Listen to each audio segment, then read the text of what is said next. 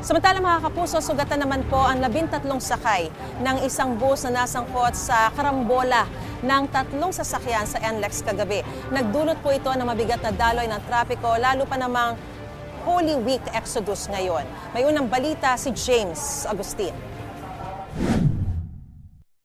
Wasak ang harapan at nabasag ang windshield ng bus na ito matapos masangkot sa karambola sa southbound lane ng North Luzon Expressway sa bahagi ng Valenzuela City, bandang alas 7:30 kagabi. Ang mga sakay na pasahero ng bus makikita sa gilid ng expressway. Kabilang sa mga nagtamo ng galo sa siko ang kumuha ng video na si Mark Henry Santos. Papasok na raw siya sa kanyang trabaho nang mangyari ang aksidente. Actually, yung bus driver sobrang reckless talaga. Ang bilis niyang magpatakbo. So I was sleeping kasi, and then yun, may narinig na lang ako na malakas na sunog. Tapos ayun, nabasag na yung mga salamin.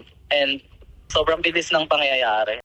Ang isa pang pasahero nagtamo naman ng mga galo sa kamay at paa. Kinailangan dalhin sa ospital ang kanyang lola na 83 taong gulang na nasugatan sa mata. Kwento niya, naging pahirapan ang paglabas sa mga pasahero sa bus. Sinapak po nila yung bintana, tsaka po sila nagsibabaan.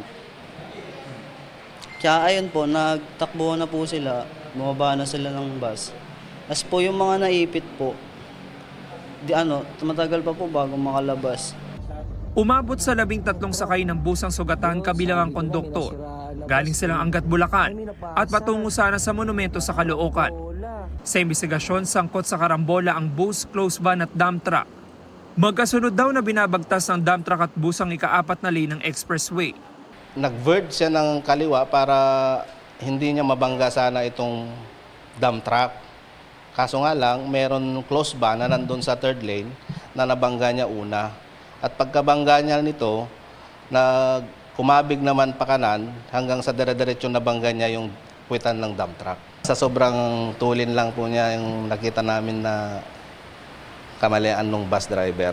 Sa police station, nagharap ang mga driver ng bus at dump truck, maging ang ilang nasugatang pasahero.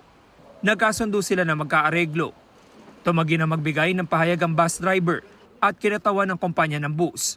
Ang sabi ng company ng bus, willing silang sagutin kung ano man yung mga gastusin ng mga biktima na nasa ospital.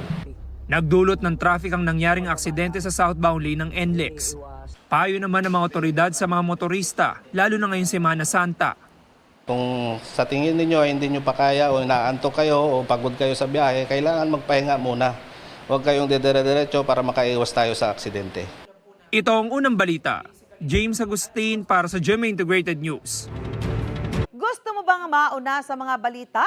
Mag-subscribe na sa GMA Integrated News sa YouTube at tumutok sa unang balita.